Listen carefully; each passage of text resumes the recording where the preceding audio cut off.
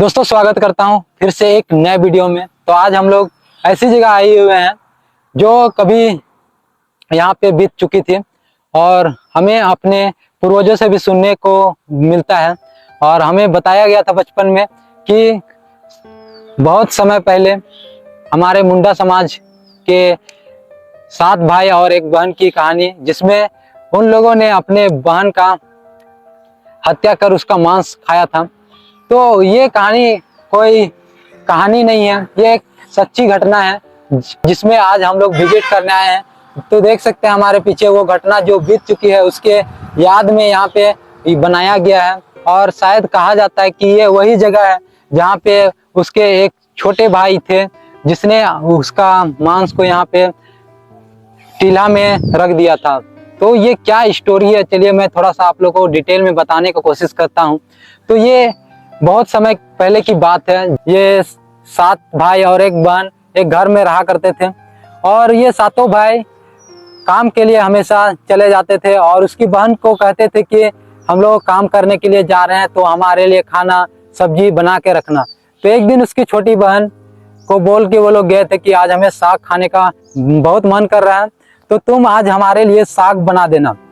तो वो उसकी बहन उस साग को बनाने के लिए वो पहले साग को लेके आती है। उसके बाद वो बैठी से शायद उस साग को काट रहे थे, जिससे उसका हाथ कट जाता है और बहुत सारा खून उसका साग में लग जाता है।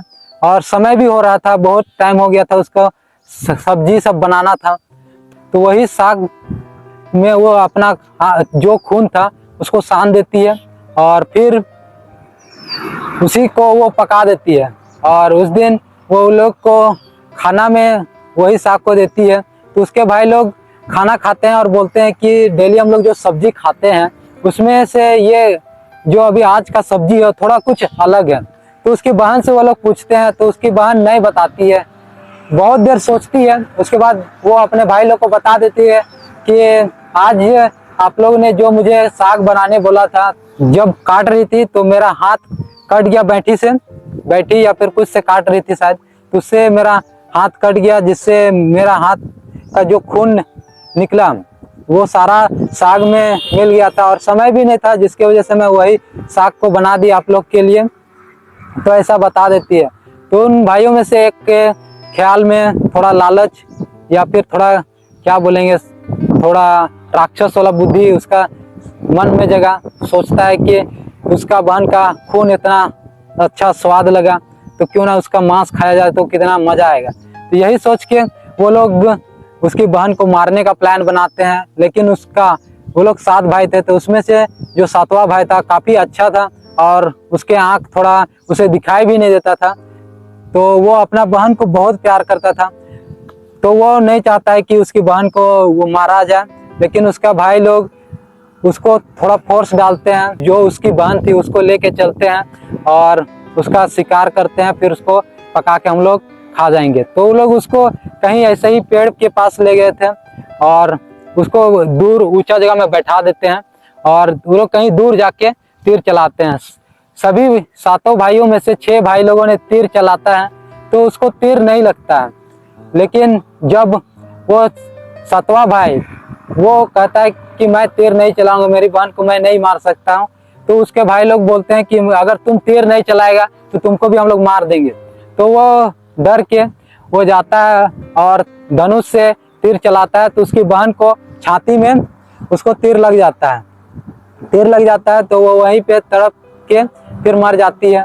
तो उसके 7 भाई जाते हैं और उसको काटने और पकाने का तैयारी सब करने लगते हैं और उसका भाई को लकड़ी लाने के लिए भेज देते हैं जंगल की तरफ में, क्योंकि वो सामने रहेगा तो उसको पकाने नहीं देगा, वो लोग जानते हैं। तो उसको लकड़ी लाने के लिए एक छोटा सा रस्सी दे देते हैं और उसको जंगल तरफ भेज देते हैं, ताकि वो रस्सी छोटा है तो वो जल्दी लकड़ी नहीं लेके आ पाएगा, इसलिए उसको छोटा रस्सी देते हैं।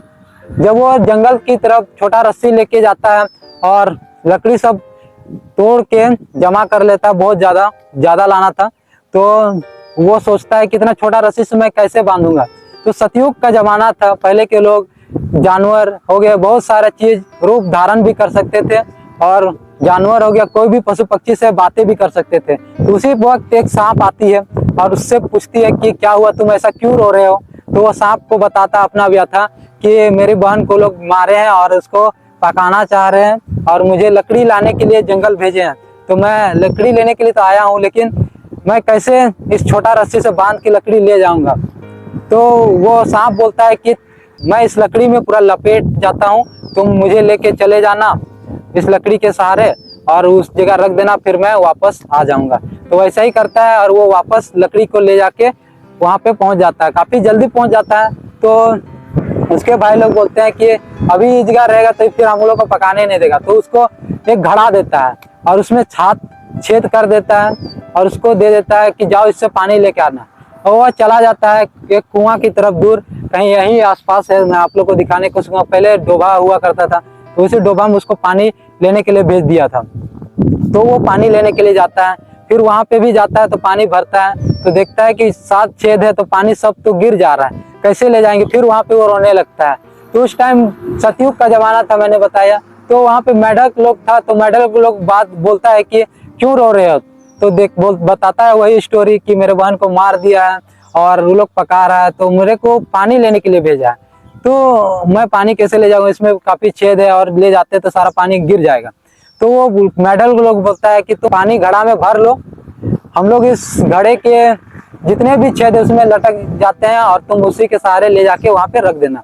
तो वो लोग घड़ा में चिपक जाते हैं अरे मेढक। उसके बाद वो जाता है और पानी को वहां पे पहुंचा देता है। तब तक सारा चीज तैयार हो गया था और खाना उसके मांस से वो लोग सब्जी उब्जी बना लिए थे।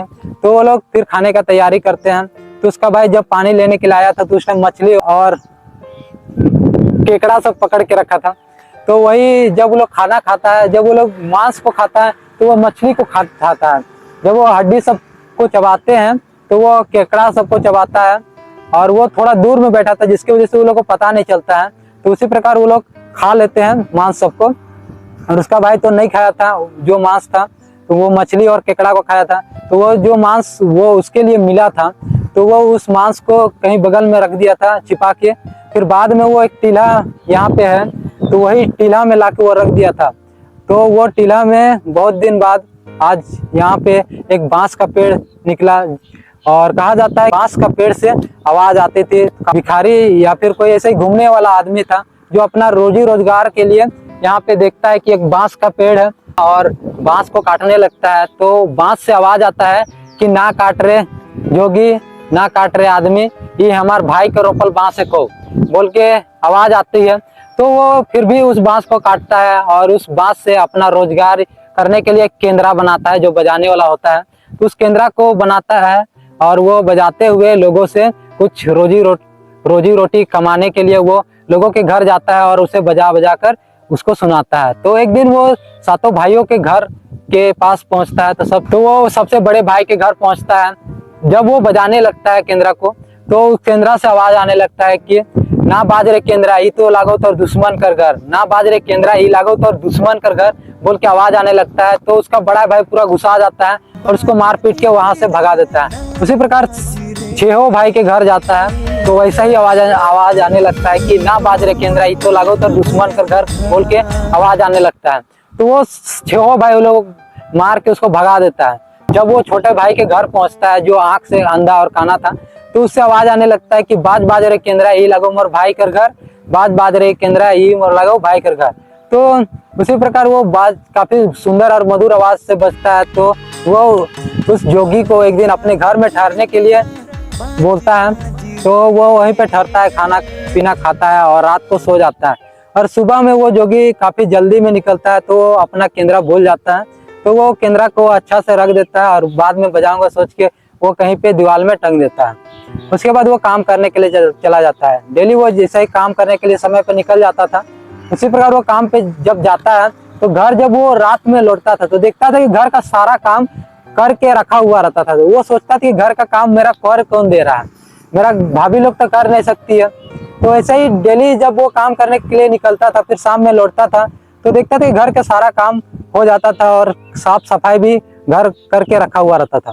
एक दिन वो निर्णय बनाता है कि क्यों ना आज रुक के मैं कहीं पे छिपता हूँ और देखता हूँ कि ये काम कर कौन रहा है। तो एक दिन ऐसा ही वो छिप जाता है और देखता है कि उसकी जो बहन मर गई थी, तो वही उस केंद्रा से निकलती है और घर का सारा काम करती है। उसके बाद फिर से वो केंद्रा में चली जाती है। वो सोचता है कि क्यों ना मैं अपनी बहन को यहीं रोक लूं।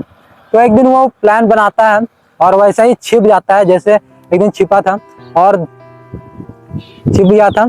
फिर एक दिन वैसे ही उसकी बहन जब वो काम के लिए गया है सोच के वो निकलती है, तो देखता है कि सारा काम कर रहा है। तो वो केंद्रा के पास जाता है और उसको तोड़ देता है और वो उस दिन से वो दोनों भाई बहन साथ में रहने लगते हैं।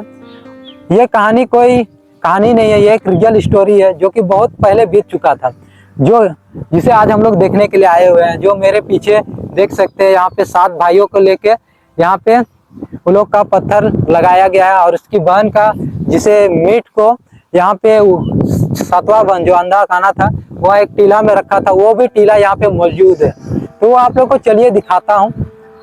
तो दोस्तों देख सकते हैं ये वही जगह है जहाँ पे 7 भाइयों को लेके देख सकते हैं।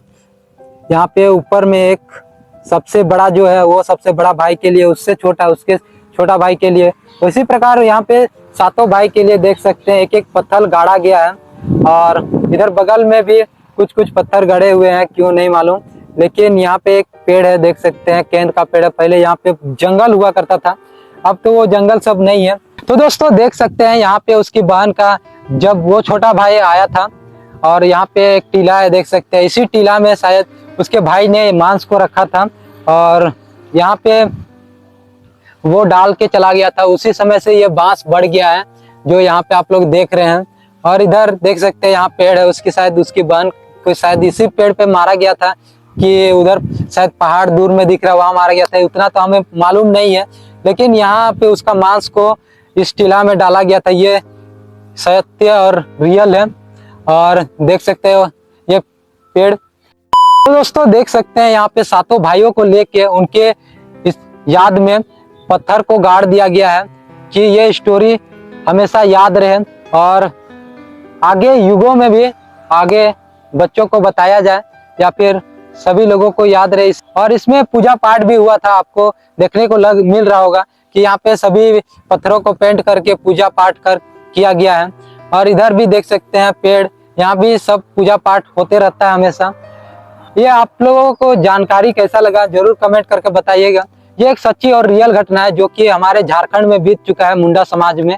और पहले के लोग हमें बताते थे, हमें विश्वास नहीं होता था, लेकिन आज मैं इस जगह में आया तो मुझे विश्वास हो गया है कि ये एक सच्ची और रियल घटना है।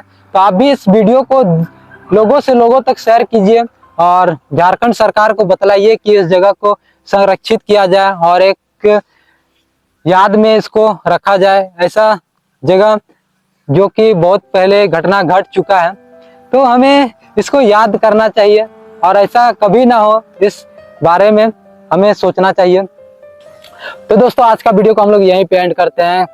आपको ये वीडियो देखने में कैसा लगा कमेंट कर कर जरूर बताइएगा और कमेंट कर कर जरूर जाइएगा कि ऐसी इंफॉर्मेटिव वीडियो के लिए ऐसे ही वीडियो हम लोग और भी लाते रहेंगे। और टूरिस्ट प्लेस और हमारे झारखंड के धरोहर जो भी यादें जो कि अभी हमारे झारखंड में मिटते जा रहे हैं, उस सब यादों को हम लोग इस कैमरे के तले संजोए रखेंगे। तो आपको ये वीडियो देखने में कैसा लगा कमेंट कर कर जरूर बताइएगा। आपको हम लोग मिलेंगे फिर से एक नए वीडियो में नई जगह के साथ, तब तक के लिए बाय बाय।